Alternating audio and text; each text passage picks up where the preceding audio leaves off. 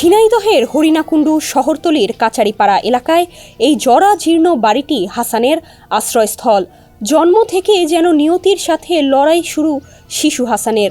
সবই আছে, নেই শুধু দুটি হাত। কিন্তু এই না থাকা দমাতে পারেনি তার প্রাণ চঞ্চলতা ও শৈশবের খুনসুটি। আর 10টা শিশুর সাথে দিব্যি খেলছে ফুটবল, গাদন, মার্বেল সহ বিভিন্ন খেলা। পা দিয়েই ধরছে জলাশয় থেকে মাছ, ঘুরছে মন খুলে। খুব বাধায় না পড়লে নিজেই পা দিয়ে করতে পারে গোসল, খেতে পারে ভাত। দুটি পাই তার দৈনন্দিন সব কাজের সঙ্গী। কোনো কিছুতে আটকে গেলে সাহায্যের হাত বাড়িয়ে দেয় মা। আমার ছেলের জন্ম থেকে দুইটা হাত নেই। ছেলে খুব কষ্ট।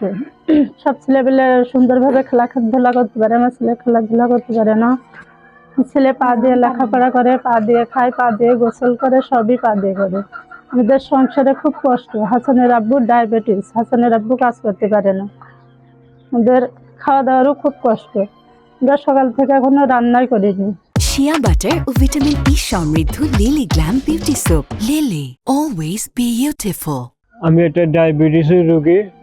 আমি নিজে চলতে পারিনি, কিছু খেতে পারি না, চলাফেরা একেবারে করতে পারি না। হাসান হলো আমার 3টে সন্তান, তাতে 3টে সন্তানের মধ্যে সে মেজে।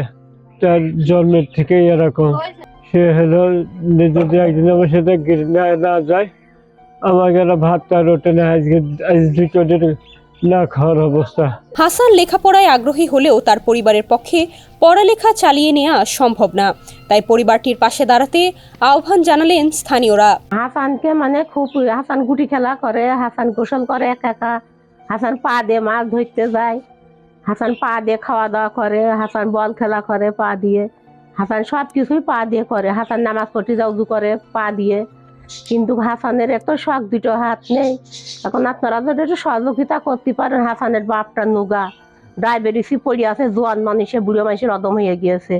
হাসানের কামাই খায়, সবাই মিলে সহযোগিতা করে, এই কারণে হাসানের কামাই খেয়ে সব বাঁচে।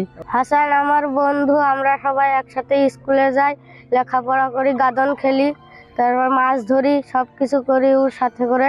এদের খুবই কষ্ট, খুবই অভাবের মধ্যে থাকে এরা যদি একদিন কোনো জায়গায় না যায় হাসান, তাহলে এদের হাড়িতে সেদিনকে চাইলে থাকেন, এগুলো কোনো খাবারই ওঠে না।